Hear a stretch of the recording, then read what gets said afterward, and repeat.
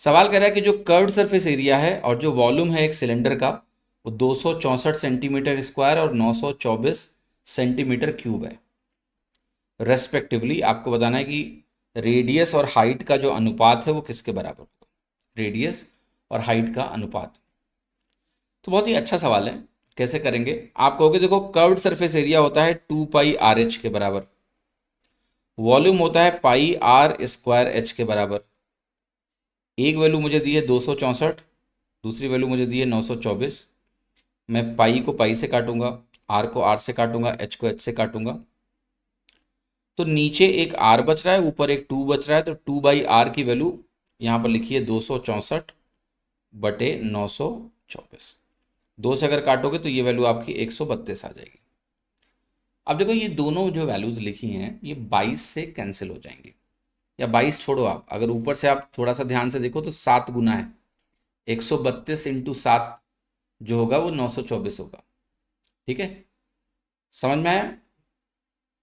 बहुत ही मुश्किल नहीं है। आप देखो 132 इंटू 7 करके, 130 इंटू 7 910 होता है, और 7 इंटू 2 14 होता है, टोटल 924 बन जाएगा। तो आर की वैल्यू आपकी 7 आ गई, रेडियस 7 आ गया।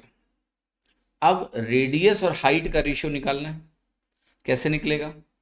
तो आप कहोगे रेडियस और हाइट का अगर रेशियो मुझे कैलकुलेट करना है तो मैं आर को रख के एच निकालूंगा।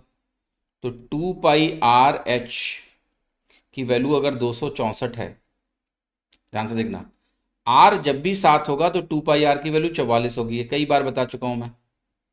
ठीक, यहां से एच की वैल्यू सॉल्व कर लो, 6 आ जाएगी। तो आर बटे एच 7 बटे 6 आ गया। ठीक, देखिए जब भी रेडियस 7 होगा तो ये ध्यान रखिए 2 पाई आर जो कि सरकमफ्रेंस होता है वो 44 के बराबर होता है, और पाई आर स्क्वायर की वैल्यू 154 के बराबर होती है। ये ध्यान होना चाहिए। रेडियस डबल करोगे, सरकमफ्रेंस डबल हो जाएगा, एरिया 4 गुना हो जाएगा।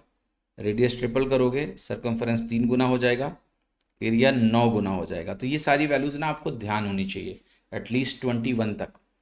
ठीक है, रेडियस 21 तक, सो दैट एग्जाम में ये सब चीज़ें आप फटाक से लिख पाएँ।